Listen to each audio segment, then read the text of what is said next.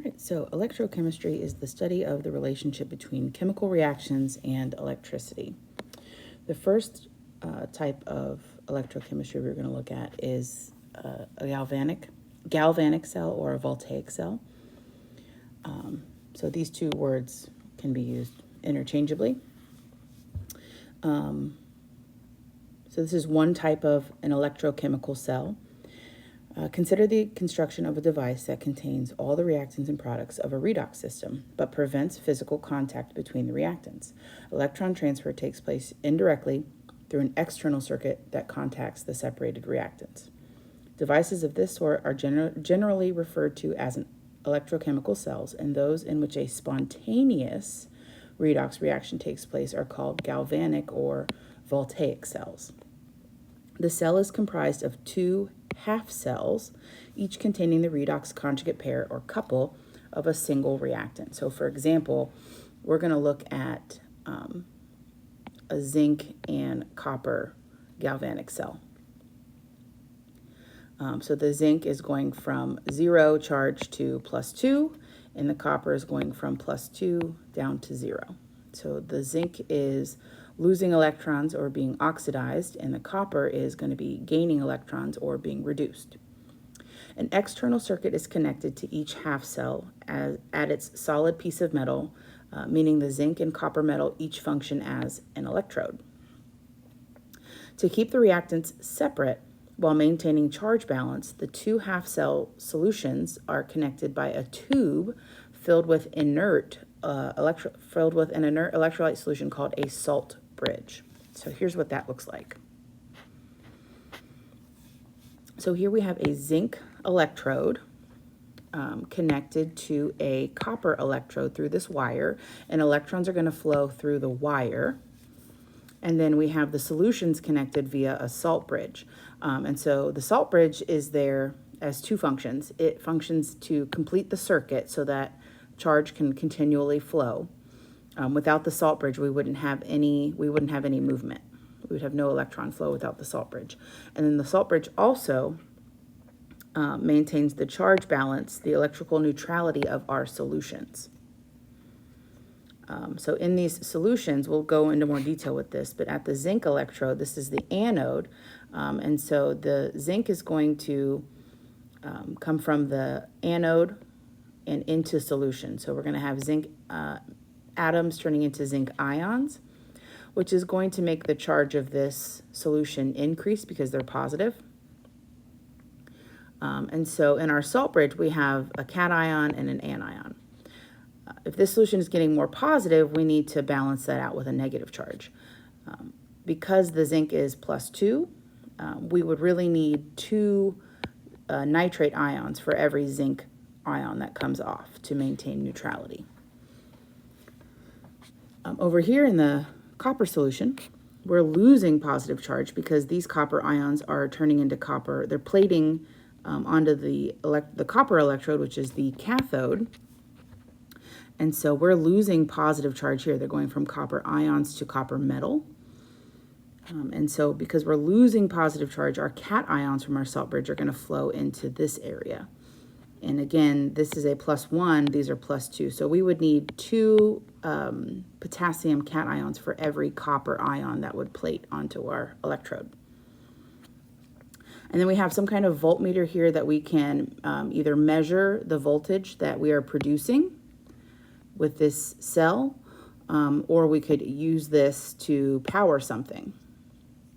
Use this energy here that we're producing a voltage here, and we can use that to power something. Okay.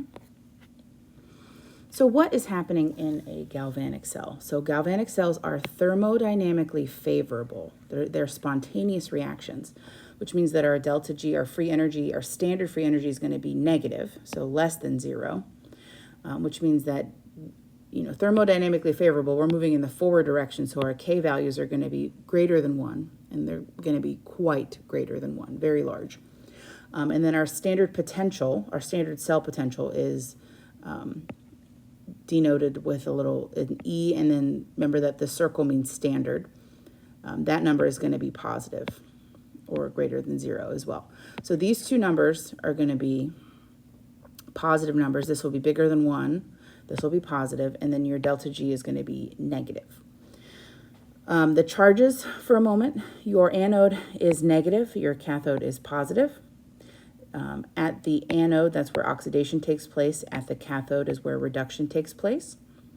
Electrons are going to flow from the anode to the cathode. A little saying to help you remember. I have an ox, that stands for anode oxidation, and a fat red cat. Red cat stands for redox cathode, and then fat kind of has two meanings. So in a galvanic cell, the cathode is what's going to gain mass. So the cathode is going to get fat, because if we look back up here, our copper is plating onto the cathode. And so the cathode is going to gain mass, and our anode is actually going to lose mass. So our cathode is going to get fat. But also fat can mean from anode to cathode, standing for how the electrons are flowing from the anode to the cathode. Our salt bridge maintains the charge balance, the electrical neutrality. These ions should be inert and not react with anything in the half cells. And without our salt bridge, we would have no electron flow. Our E cell would measure 0, because without a salt bridge, there's nothing flowing. The circuit is not complete. Our standard E values, our standard potentials, are always given as reduction potentials. Remember, in a redox reaction, you have something that's being reduced and something that's being oxidized. So you're going to have to flip one of them. Whatever thing is getting oxidized, you have to reverse the sign for. Which one are we going to reverse? Because we want the reaction to be spontaneous, we are going to keep the one that is most positive as being reduced, and we're going to reverse the sign of the one that is less positive or more negative. Because we want the most positive E cell sign as possible. We want our standard potential to be as high as possible in the positive direction. So what does that look like? Let's keep going here. So here's a list of reduction potentials. You can see that all of the electrons here are written as reactants. We're gaining electrons, so they're all written as reduction. To find your E cell, all you have to do is add your two numbers together, but remember, you have to reverse the sign for the oxidation one. What these numbers are all based off of is the standard hydrogen electrode. That one is exactly 0.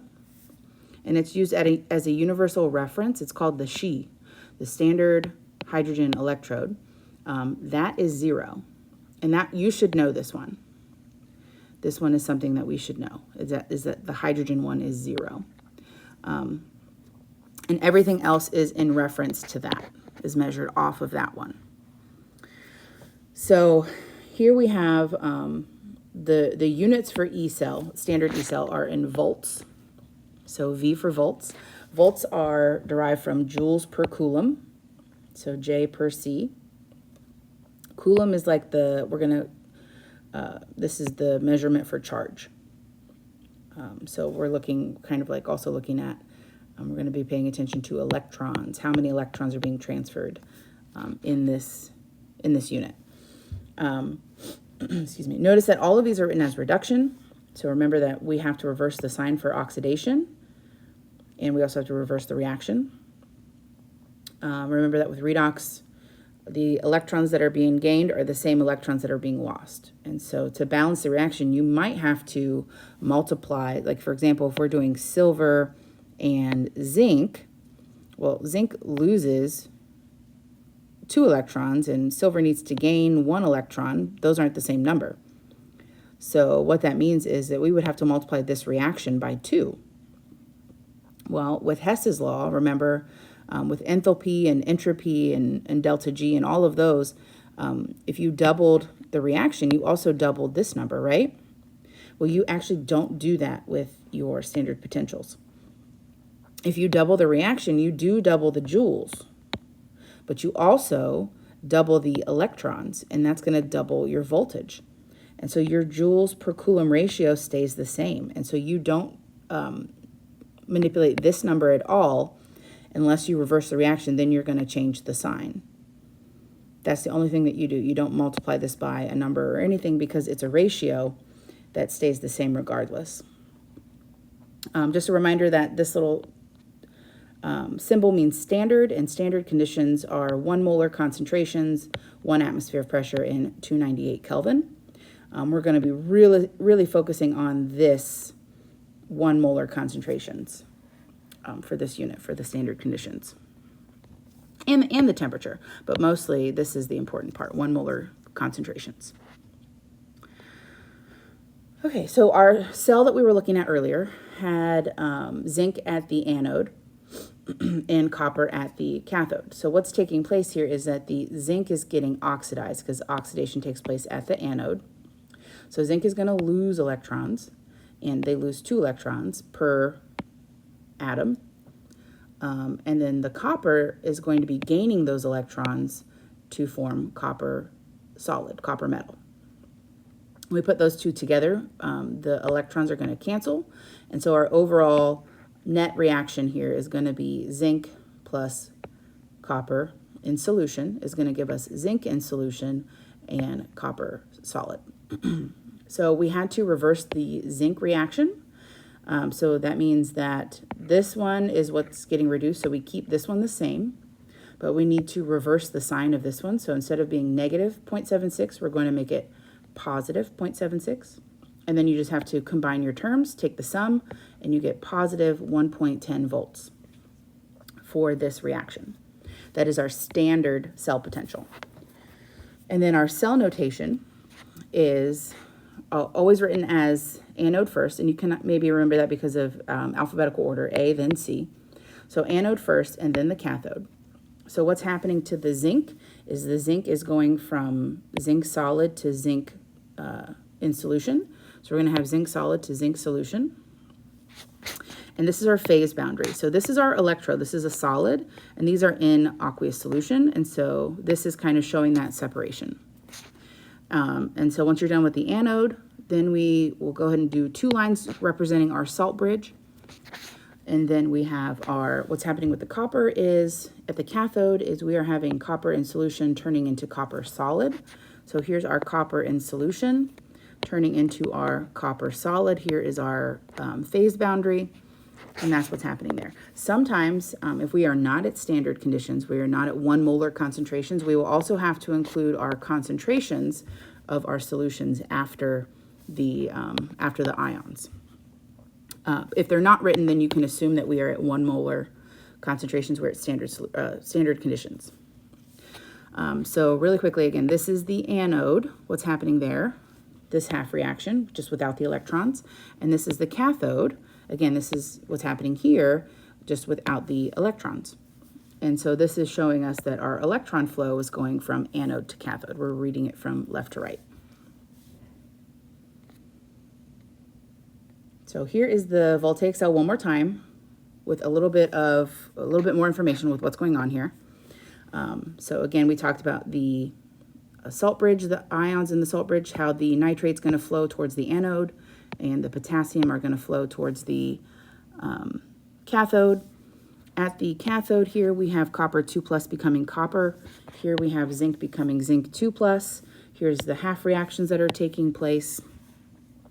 So just a little bit more information there. Really quickly here, we also have solutions. We have spectator ions in solution. It would be sulfate in both of these situations. The sulfate is not going to react. It's going to stay aqueous. So that is not going to affect the reaction. So that's a spectator. So that's why up above, we didn't see it in our net ionic. We did not include the sulfate. So there's also anions in our solutions. We just don't really worry about them too much because they're spectators. All right, cell potential and free energy. Gibbs free energy, delta G, can be measured in joules or kilojoules. A lot of time you have to calculate it in joules, but they will ask for it in kilojoules.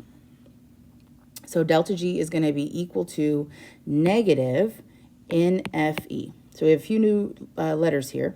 N is moles. We remember that from PV equals nRT, right? So N is moles. But in this case, it's specifically moles of electrons that are being transferred. So you want to look at your net reaction, how many electrons are being transferred. So in the case of our copper and zinc, we were transferring 2 electrons total per mole of reaction. Faraday's constant, this is a new variable for us. This is if we had a mole of electrons, this would be the charge that we would measure, the actual charge we would measure if we have a mole of electrons, 96,485 coulombs. And then the standard cell potential is volts, which remember that's joules per coulomb as well. So we've got moles of electrons, coulombs per mole of electrons, so the mole of electrons is going to cancel, and this is coulombs, joules per coulomb, so coulomb will cancel and we'll be left with joules. So when we are calculating this, we're going to be calculating this in joules. Okay. Also, let's bring back this equation for a moment from equilibrium. Delta G equals negative RT, natural log of K. Let's remind ourselves really quickly what these variables are. So R is the gas constant that has joules in it. So again, when you're calculating this, this will be in joules. Joules per mole Kelvin. Temperature, so that has to be in Kelvin. And then the natural log of K. Remember that K is our equilibrium constant. So there we go. So let's bring this back for a second. So this is going to allow us, these relationships, there's one more we're going to look at too, are going to allow us to calculate, if we have any one of these variables, E, K, or G, you can calculate the other two through these equations. So what happens to the cell potential over time? So notice this is not the standard cell potential. What happens to the measured cell potential over time? So remember that our standard is 1 molar conditions, 1 molar concentrations. And the E, without the standard, is what we're actually the actual conditions and what we're going to measure. So at time equals 0, so little t is time. At time equals 0, we're starting out with standard solutions, let's say, 1 molar concentrations. And so if we're looking at our reaction, remember our reaction was, let's go up and copy that really quickly. Our overall ionic equation is this. Oops, try that again. Copy. Okay, so this is our overall equation. If we take the Q, remember that Q and K are the same. Q just means we're not at equilibrium. So Q, and remember that we don't include solids or pure liquids in our Q and K expressions, so we're only going to be looking at the zinc aqueous, and it's going to be products over reactants. Okay, if we're starting out with 1 molar concentrations, that's just going to be 1. So Q equals 1 at standard concentrations, and even if we have say we have coefficients in here and we have to square or cube these or whatever, 1 squared is still 1. 1 cubed is still 1. So regardless of your coefficients and your exponents here, if we're at standard conditions, Q equals 1. Okay, so if Q equals 1, then our measured cell potential should be our standard cell potential. Everything is perfect. The cell has the maximum standard voltage, and the reaction should proceed forward. When Q equals 1, we're going to go forward.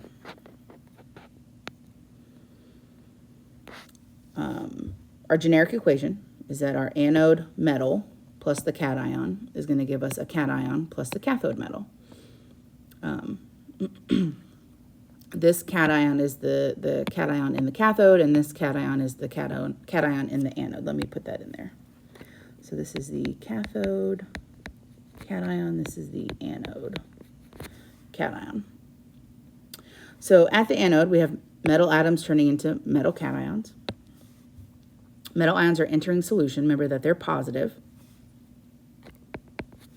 So, and that concentration of that ion, because they're entering solution, is going to increase. So it's going to be above 1. So this is going to increase. And then at the cathode, those metal ions are leaving solution. So this solution is going to be getting more negative. And and then that concentration is going to dip below 1. This concentration is going down. So if we are turning the cathode cations into metal, this goes down. If we're turning these metals into anions, this is going to increase. So we are turning reactants into products. Our reaction is going forward. And so also this is why the salt bridge, so let's say in our diagram we had nitrate is going to go here because our solution is getting more positive and we need to keep it neutral, the solution neutral. And then here, those metal ions were being removed. That's why the solution is going to get more negative because of the spectator, the sulfate that's left behind. And so this one is where the potassium in our salt bridge was going to keep that one neutral as well. But let's focus on the concentrations really quickly. So this concentration is increasing, this concentration is decreasing. So what happens to Q over time? Okay, our anode is going to get bigger and our cathode is going to get smaller. So Q overall is going to get bigger. Okay, and so Q increases. Let's look at this new equation here called the Nernst equation to figure out what happens to the voltage.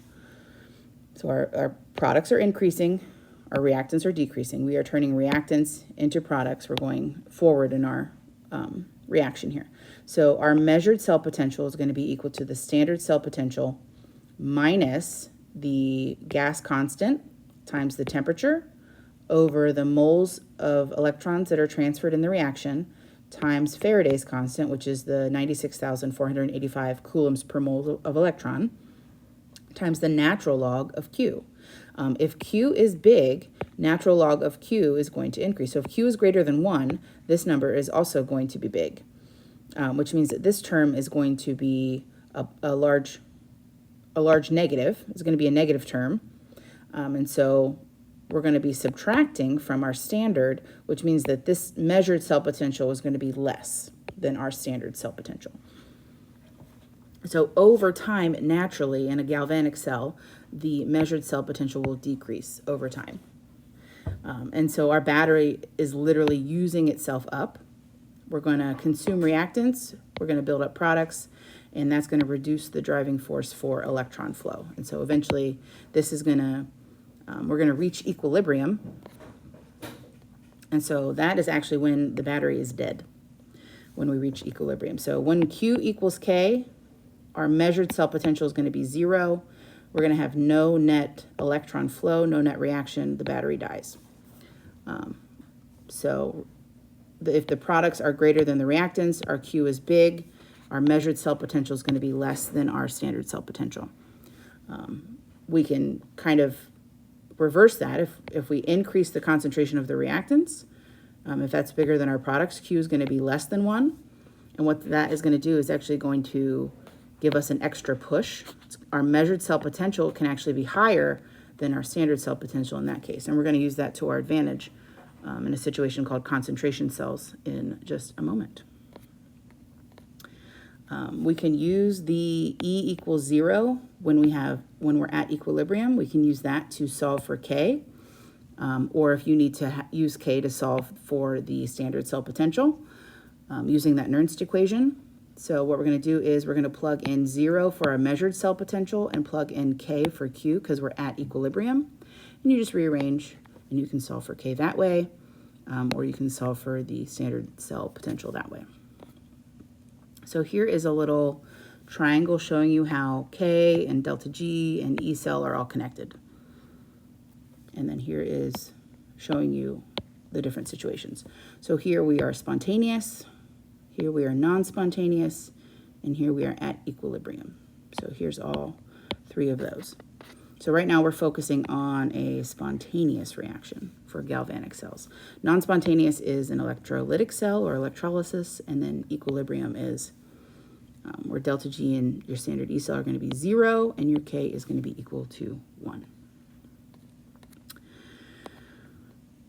All right, so a voltaic cell is constructed using magnesium and silver. Magnesium, these are our reduction potentials, magnesium and silver. Identify the anode and the cathode. So here we have, we know that it is a voltaic cell. We know that it's going to be spontaneous. We want our E cell to be, our standard E cell to be positive. So we're going to keep the one that's most positive, leave that one alone. That one is going to get reduced, which means that silver is going to be the cathode. Cathode is reduction. And then the one that's negative, we're going to flip that. And so magnesium is going to get oxidized, which means that that's going to be our anode. So we're going to write the balanced net ionic equation. We're going to have to multiply this one by 2, the silver, because we want 2 electrons to be transferred. But remember that when you do that, you don't change this voltage because it's a ratio that stays the same. You're going to be increasing the joules, but you're also increasing the charge. And so joules per coulomb, the voltage is going to stay the same. So our balanced net reaction is we're going to have 2 silver ions plus, we need to flip this one, remember, so we're going to add magnesium. And then the products are going to be 2 silvers plus magnesium ions. Calculate the E cell, cell notation. We'll come back and do that one. E cell is going to be the cathode plus the anode here. We've got our 0.8 from the silver. And we're going to add, remember, we're going to reverse this one, so it's going to be positive to 0.37. So you should get 3.17 volts, and it's positive. Okay, cell notation, really quickly. We'll do that one. So we're going to start with the anodes. We're going to start with the magnesium. Magnesium is going from magnesium solid to magnesium ions.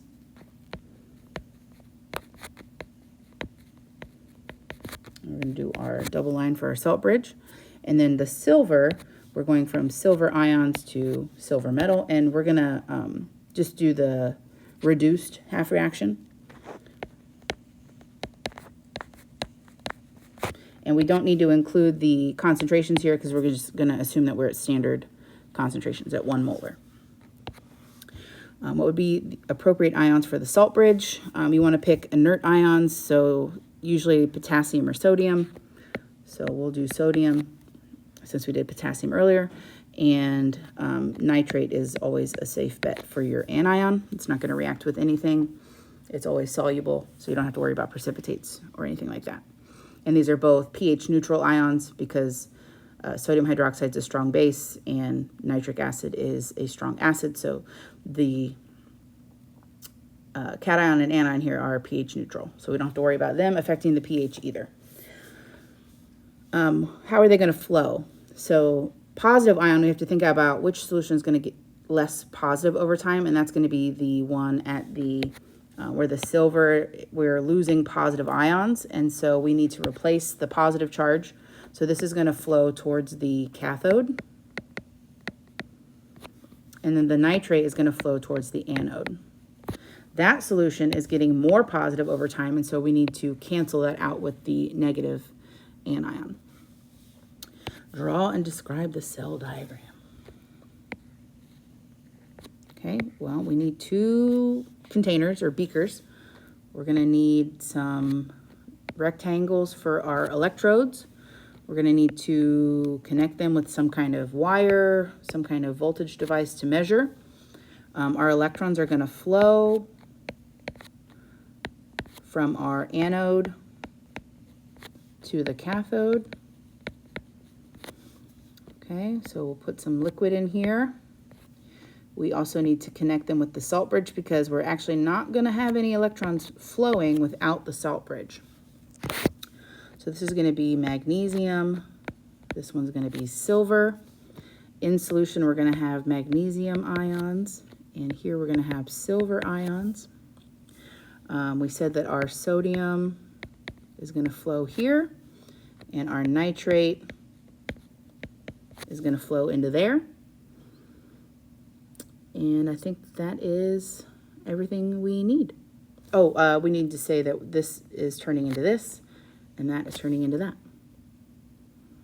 Okay, so there you go. There is your cell diagram. How many moles of electrons are transferred per mole of reaction? We're going to have 2 moles of electrons. calculate the standard free energy produced by this cell. So that's going to be, I'm going to do that one down here. Our delta G is going to be equal to negative NF E standard. So negative 2 times Faraday's number, 96,485. Then our standard cell potential was 3.17. And so that is going to be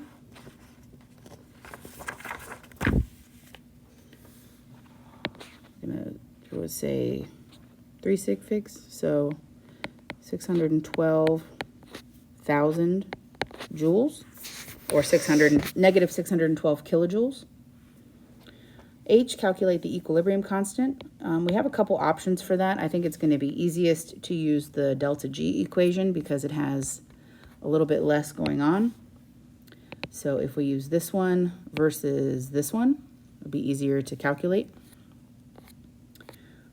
So delta G equals negative RT, natural log of K.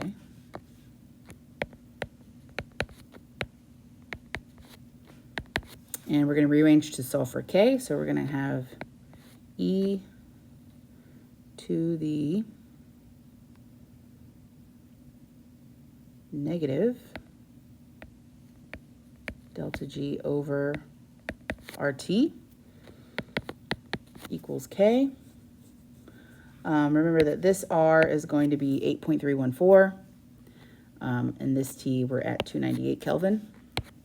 You get an extremely large number, and if you're using a regular graphing calculator, it's just going to tell you overflow.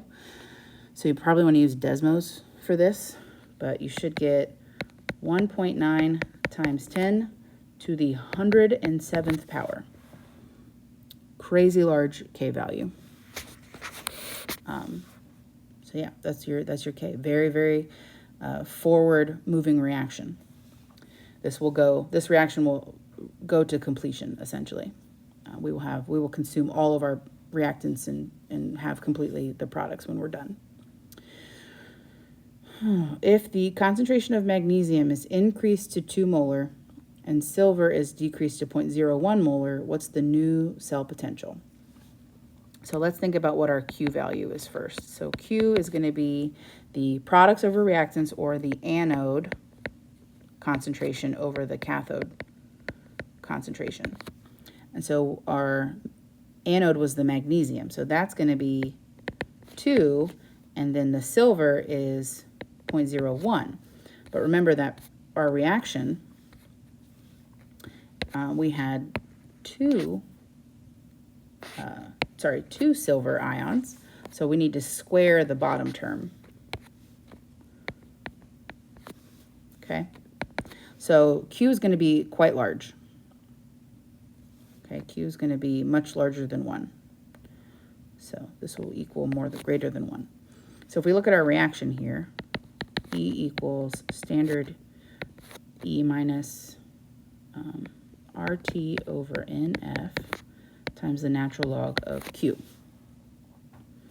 So if this term is big, we're going to be subtracting a positive number here, which means that this is going to be smaller. So we should expect that our measured cell potential will be less than our standard cell potential. So if we go ahead and plug all of that in, so this was 3.17 minus 8.314, we're at 298 Kelvin, over 2 moles of electrons transferred, 96,485 coulombs per mole of electron times the natural log of 2 over 0.01 squared. So you should get that our measured cell potential will be 3.04 volts.